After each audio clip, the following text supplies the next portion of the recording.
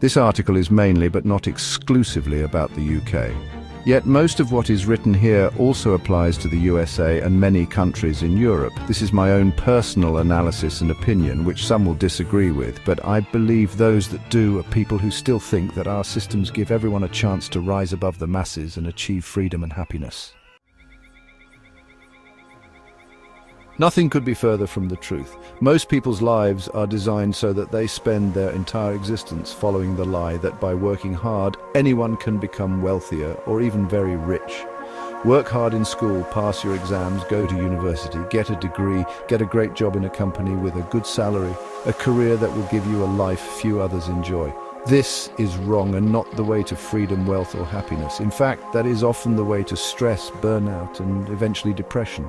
Not that remaining on the bottom of the food chain is a bed of roses. Poverty is misery and can lead to suicide. By now, maybe you might be asking, what has this got to do with why we keep getting such terrible governments and leaders? Everything. Please read on and I will explain.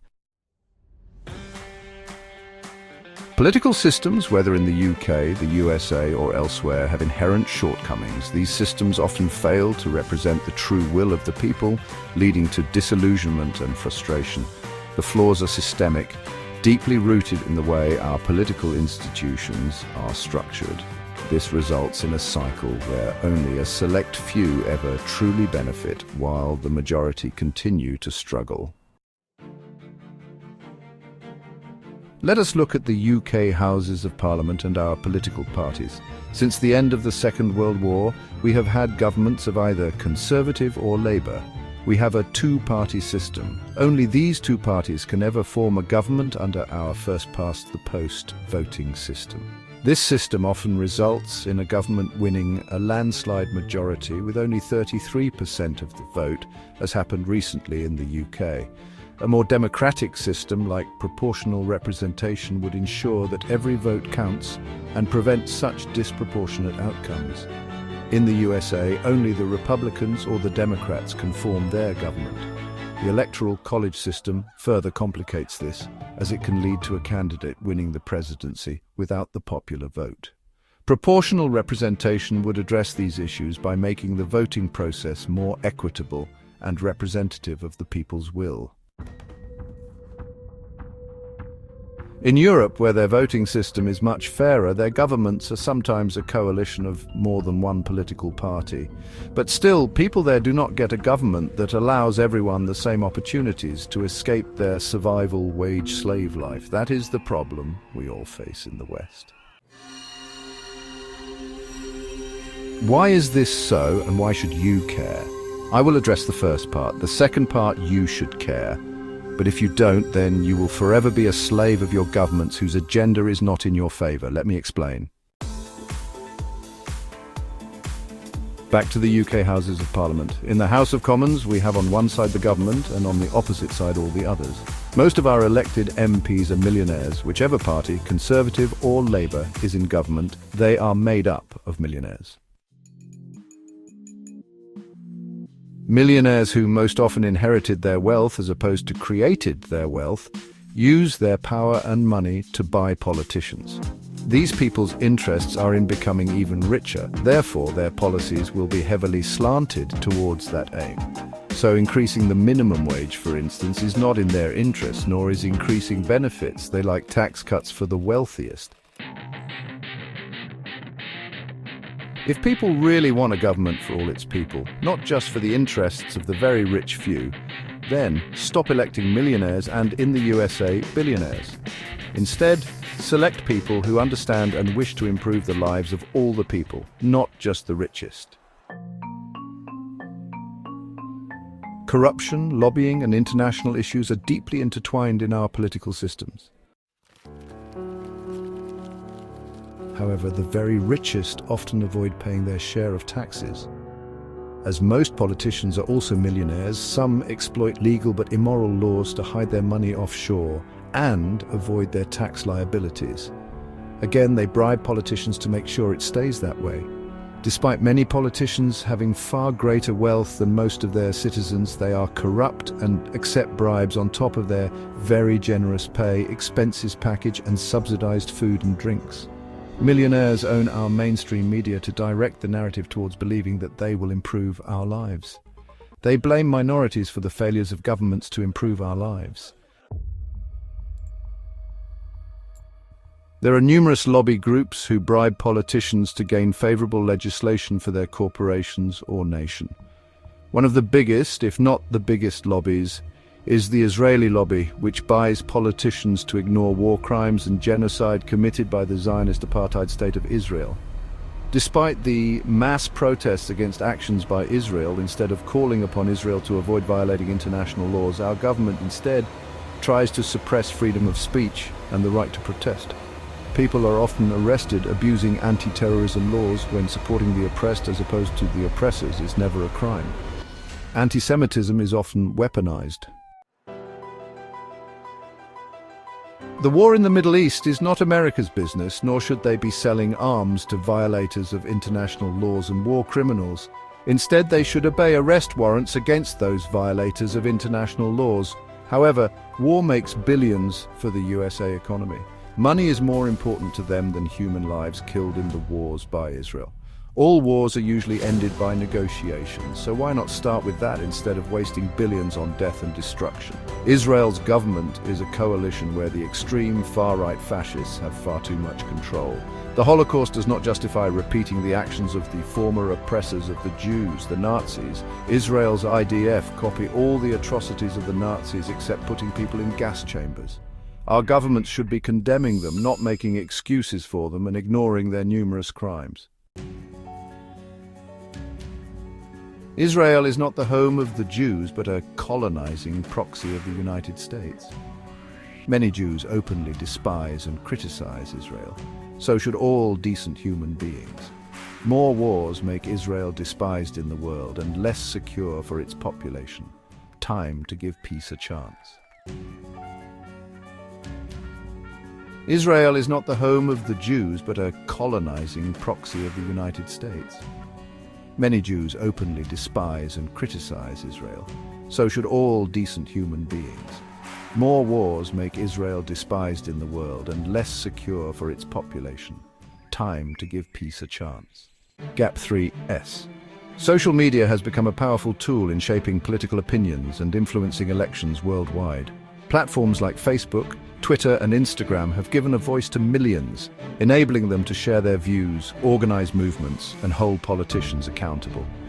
On the positive side, social media has democratized information, allowing grassroots campaigns to gain traction without the need for massive financial backing. It has facilitated the rise of movements like the Arab Spring, Black Lives Matter, and the global climate strike, proving that ordinary citizens can drive significant change. However, the dark side of social media cannot be ignored.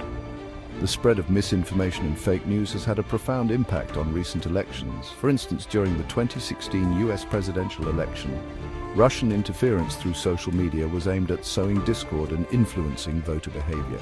Similarly, in the Brexit referendum, targeted ads and misleading information played a significant role in shaping public opinion.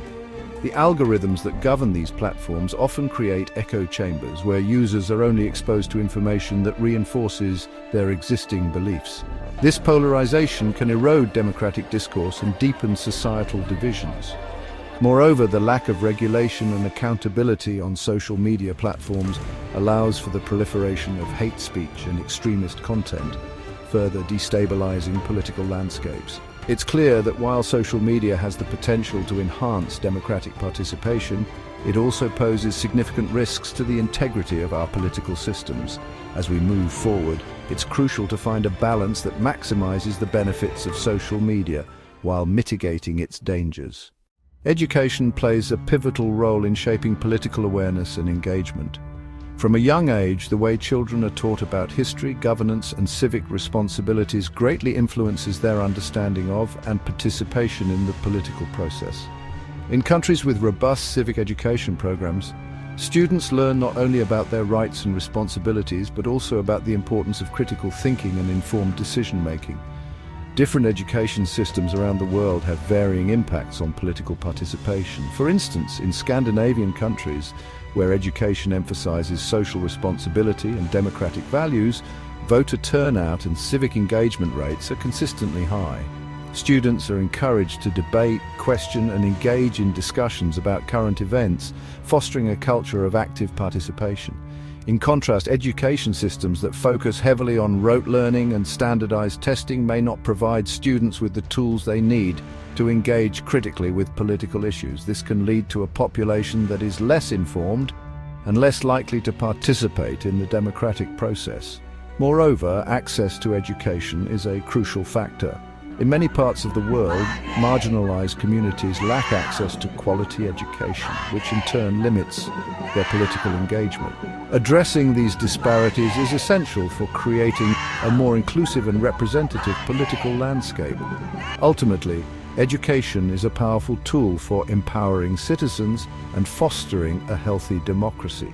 By investing in comprehensive civic education and ensuring equal access to quality education for all, we can nurture a politically aware and engaged society that is capable of driving meaningful change. To improve government accountability and transparency, a multifaceted approach is necessary, involving both citizens and governments. Here are some practical steps that can be taken. First, governments should implement more stringent transparency laws. This includes making information about government spending, decision-making processes, and political donations readily accessible to the public. By opening up these channels of information, citizens can hold their leaders accountable for their actions. Second, the establishment of independent oversight bodies is crucial. These bodies should have the authority to investigate and report on government activities without political interference.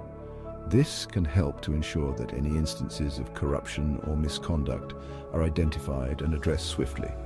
Third, fostering a culture of whistleblowing is essential. Governments should implement and enforce laws that protect whistleblowers from retaliation, encouraging individuals to report unethical behavior without fear of reprisal. On the citizen side, increasing political engagement and education is key. People must be encouraged to vote, participate in public consultations, and stay informed about political issues. Grassroots movements and community organizations can play a vital role in mobilizing citizens and advocating for change. Leveraging technology can also enhance transparency. Governments can use digital platforms to communicate with citizens, provide real-time updates on policy decisions, and gather public input on important issues.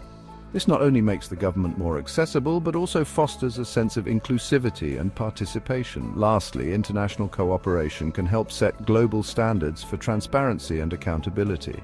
By sharing best practices and supporting each other in implementing reforms, countries can work together to create a more transparent and accountable global political landscape. By taking these steps, we can move towards a government that truly serves the people, ensuring that power is exercised responsibly and ethically. It's a collective effort that requires the participation of both citizens and governments. But the rewards, a more just, fair and transparent society, are well worth the effort. Time to replace the UK first-past-the-post voting system to one where every vote counts and we have representation for everyone. Time the UK stopped being the 51st state of the USA. Put UK first, not Israel or the USA. Our enemies arrive in private jets, not in dinghies. Time we taxed everyone so that we can invest in the infrastructure, housing, health and better living standards for all. Cuts haven't worked in growing the economy, except for the richest.